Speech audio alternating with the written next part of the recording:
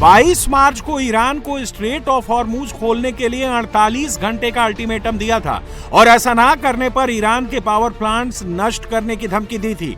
लेकिन इस अल्टीमेटम का समय खत्म होने से पहले ही 23 मार्च को ट्रंप ने ईरान से अच्छी वार्ता का दावा करते हुए डेडलाइन को 5 दिन के लिए आगे बढ़ा दिया था और फिर ये 5 दिनों का समय पूरा होता उससे पहले 26 मार्च को एक बार फिर ट्रंप ने ईरान पर हमले की डेडलाइन को 6 अप्रैल रात 8 बजे तक बढ़ा दिया।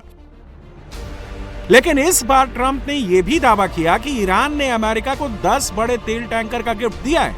ट्रंप ने कहा कि ईरान भी जंग को खत्म करना चाहता है, तभी उसने अमेरिका का भरोसा जीतने के लिए 8 बड़े तेल टैंकरों को गुजरने दिया और बाद में माफी मांगते हुए 2 और टैंकर भेजे। They said to show you the fact that we're real and solid and we're there, we're going to let you have 8 boats of oil, 8 boats, 8 big boats of oil. This was 2 days ago. And they'll sail up tomorrow. That was 3 days ago. And I didn't think much about it. And then I watched the news and they said, a very good anchor actually, happened to be Fox. But I watched it, and he said, something's unusual happening. There are 8 boats that are going right up the middle of the Hormuz Strait. 8 big tankers are going loaded up with oil right through. And I said, well, I guess they were right, and they were real. And I think they were Pakistani flagged. Yes. And I said, well, I guess we're dealing with the right people. And actually, they then apologized for something they said, and they said, we're going to send 2 more boats. अब Trump कुछ कह रहे हैं तो Iran के दावे कुछ और ही कहानी बयां कर रहे हैं। ईरान के विदेश मंत्री सैयद अब्बास अराक्ची ने अमेरिकी मीडिया की रिपोर्ट का हवाला देते हुए कहा कि ईरान अब तक मिडिल ईस्ट में अमेरिका के 13 बेस बर्बाद कर चुका है। ईरान के हमलों के डर से अमेरिकी सैनिक खाड़ी देशों में सैन्य ठिकानों से भागकर होटलों में छिप गए हैं और वो अपनी जान बचाने के लिए आम नागरिकों का ह्यूमन शील्ड के तौर पर इस्तेमाल कर रहे हैं। अमेरिका ईरान के साथ डबल गेम खेलने में लगा है क्योंकि एक और ट्रंप ईरान के साथ अच्छी बातचीत का दावा कर रहे हैं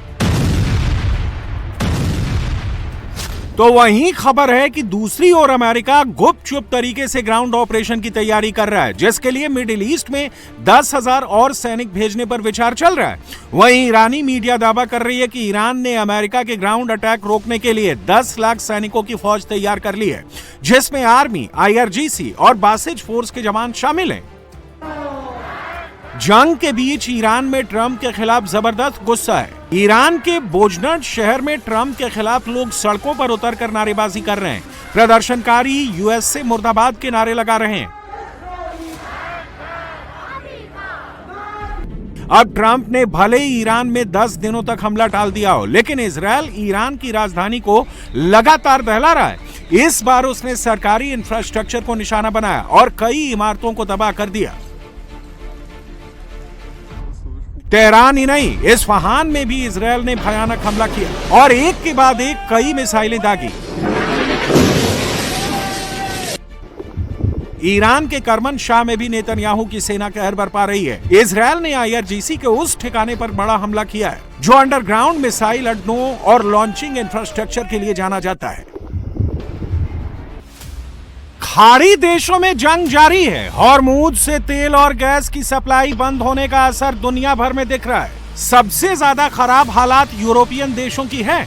पुर्तगाल से लेकर पोलैंड तक पेट्रोल की कीमतें 34% बढ़ चुके हैं। जर्मनी में तो सरकार ने चेतावनी दी है कि अगर युद्ध अभी नहीं रुका तो अप्रैल में यूरोपीय यूनियन के देश तेल और गैस के भयंकर संकट में फंसने वाले हैं। फ्रांस ने इस संकट से निपटने के लिए G7 की मीटिंग बुलाई है, जिसमें भारत के विदेश मंत्री S जयशंकर को भी इनवाइट किया गया है।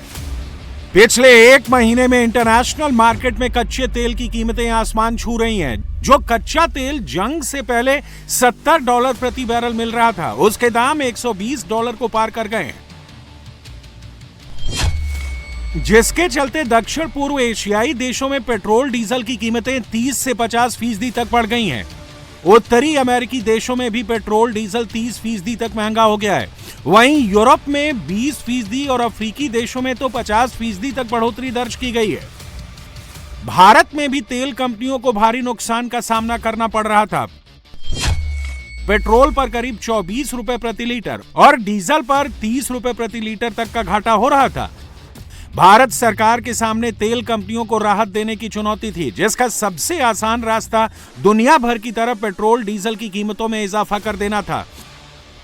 लेकिन मोदी सरकार ने इस बोझ को आम जनता पर डालने की बजाय अपने कंधों पर उठाया और अपने टैक्स रेवेन्यू में भारी कटौती करते हुए पेट्रोल डीजल पर एक्साइज ड्यूटी 10 रुपए घटा दी, जिसके बाद अब पेट्रोल पर एक्साइज ड्यूटी 13 रुपए से घटकर 3 रुपए हो गई। डीजल पर पहले 10 रुपए एक्साइज ड्यूटी लगती थी, जो अब 0 हो गई। भारत में मिडिल ईस्ट की जंग का सबसे ज्यादा असर एलपीजी गैस की सप्लाई पर दिखाई दिया, लेकिन लोगों को पैनिक में आते देख सरकार ने यह साफ कर दिया कि देश में एलपीजी गैस की कोई कमी नहीं है। पेट्रोलियम मिनिस्ट्री ने बताया कि देश में एलपीजी का प्रोडक्शन 40% बढ़ा है।